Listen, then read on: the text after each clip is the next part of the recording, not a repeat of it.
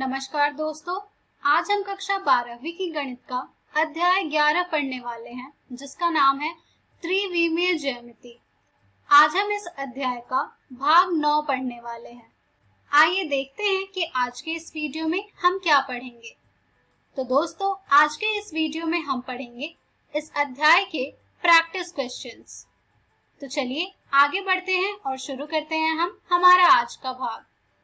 दोस्तों, practice question में जैसा कि आप सब जानते हैं, हम कुछ प्रश्नों पर चर्चा करेंगे कि उसे हम किस प्रकार से हल करेंगे अभी तक के देखे गए वीडियो की मदद से। तो चलिए बढ़ते हैं हम हमारे प्रश्नों की ओर। हमारा सबसे पहला प्रश्न है, एक त्रिभुज की भुजाओं की दिक् कोसाइन ज्ञात कीजिए यदि त्रिभुज के शीर्ष बिंदु 3, 5, घटा 4, घटा 1, 1, 2 और घटा 5, घटा 2 है। तो दोस्तों, आइए देखते हैं कि हम इस प्रश्न को कैसे हल करेंगे। तो दोस्तों, इस प्रश्न को हल करने के लिए यहाँ पर हमें पहले ये जो शीर्ष बिंदुएं दी गई हैं उनका नाम रखना होगा।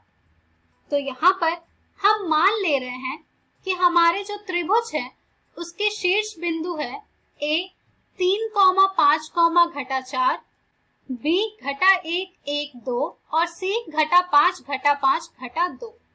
इसके बाद हम ज्ञात करेंगे दो बिंदुओं के बीच की दूरी, जो कि हम ज्ञात करेंगे सूत्र के द्वारा, जो कि है वर्गमूल x2 घटा x1 पूरे का स्क्वायर योग y2 घटा y1 पूरे का स्क्वायर योग z2 घटा z1 पूरे का स्क्वायर से।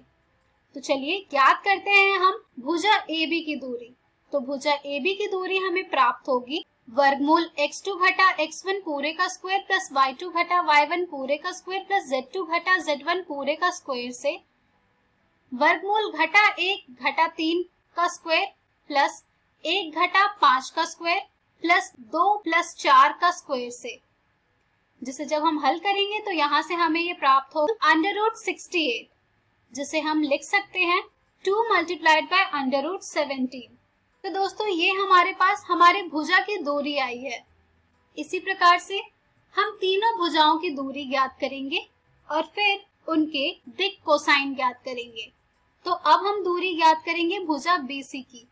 तो भुजा BC की दूरी हमें प्राप्त होगी वर्गमूल घटा 5 योग 1 पूरे का स्क्वायर प्लस घटा 5 घटा 1 पूरे का स्क्वायर प्लस घटा 2 पूरे का स्क्वायर से, जिसे हम हल करेंगे तो हमें ये प्राप्त हो जाएगा √68, जिसे हम लिख सकते हैं बराबर 2 मल्टीप्लाइड बाय √17। इसी प्रकार से अब हम ज्ञात करेंगे भुजा CA की दूरी, जो कि हमें प्राप्त होगी √-5 - 3 का स्क्वायर प्लस -5 - 5 का स्क्वायर प्लस -2 + 4 का स्क्वायर, जो कि हमें प्राप्त होगा यहाँ से √168, जिसे हम लिख सकते हैं बराबर 2 मल्टीप्लाइड बाय √42 के बराबर। अब जब हमारे पास तीनों भुजाओं की दूरी आ गई है, तो चलिए अब हम एक एक करके इनके डायरेक्शन कोसाइन अर्थात दिक् कोसाइन ज्ञात करते हैं। तो जैसा कि आपने पहली वीडियो में देखा था कि हम भुजाओं का डायरेक्शन कोसाइन किस प्रकार से ज्ञात करते हैं। तो दोस्तों, यहाँ से हमारे पास AB भुजा के दिक् कोसाइन आ जाएंगे -1 - 3 upon 2 multiplied bye √17, 1 - 5 upon 2 multiplied bye √17, 2 + 4 upon 2 multiplied bye √17। दोस्तों, ये हमारे पास आया है using the formula x2 - x1 upon जो लाइन सेगमेंट है उसकी वैल्यू पुट करके, y2 - y1 अपॉन जो लाइन सेगमेंट है उसकी वैल्यू पुट करके, z2 - z1 अपॉन जो लाइन सेगमेंट है उसकी वैल्यू पुट करके। इसी प्रकार से अब हम BC और CA के मान के डायरेक्शन कोसाइन ज्ञात करेंगे। तो यहाँ से अब हमारे पास BC के डायरेक्शन कोसाइन आ जाएंगे -5 + 1 upon 2 multiplied bye √17, -5 - 1 upon 2 multiplied bye √17, -2 upon 2 multiplied bye √17, जिसे हम फर्दर सॉल्व करेंगे तो हमें ये मिल जाएगा -2 upon √17 comma -3 upon √17 comma -2 upon √17। इसी प्रकार से अब हम डायरेक्शन कोसाइन ज्ञात करेंगे CA के, जो कि हमें ये प्राप्त होगा 3 + 5 upon 2 multiplied bye √42 comma 5 + 5 upon 2 multiplied bye √42 comma -4 + 2 upon 2 multiplied bye √42।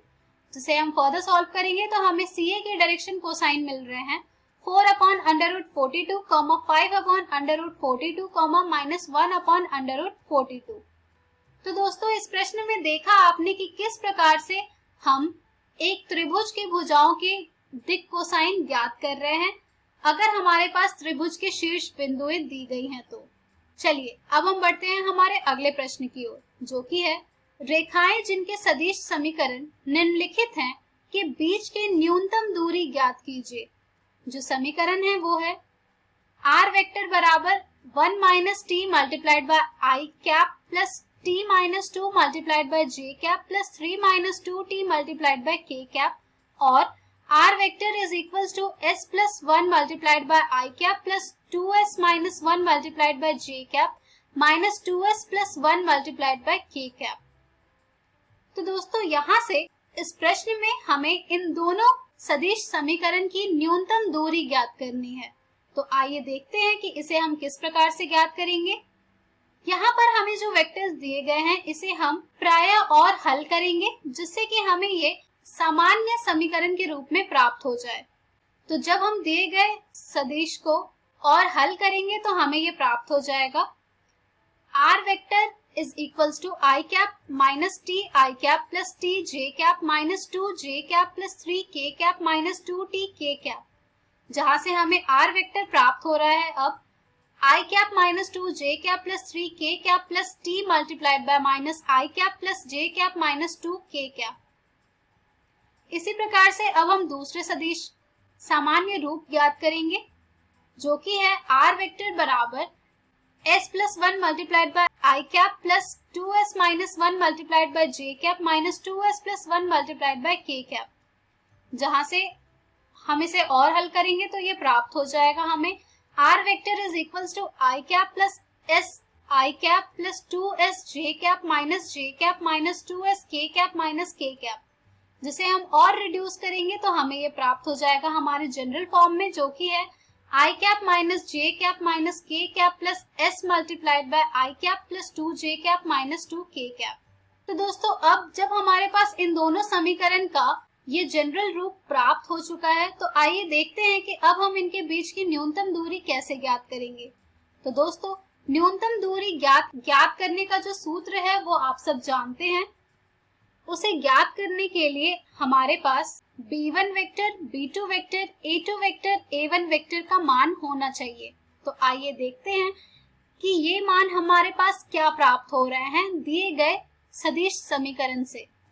तो दोस्तों यहाँ से हमारे पास जो a1 वेक्टर का मान हमें प्राप्त हो रहा है वो है i cap minus 2j cap plus 3k cap. a2 vector का मान हमें प्राप्त हो रहा है i cap minus j cap minus k cap.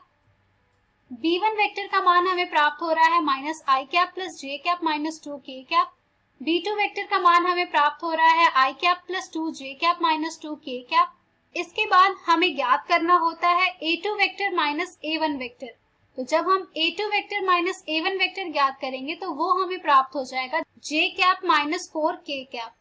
इसके बाद अब हम ज्ञात करेंगे b1 vector cross b2 vector, जो कि हम ज्ञात करेंगे डिटर्मिनेंट रूप से। तो चलिए इनका क्रॉस प्रोडक्ट ज्ञात करते हैं।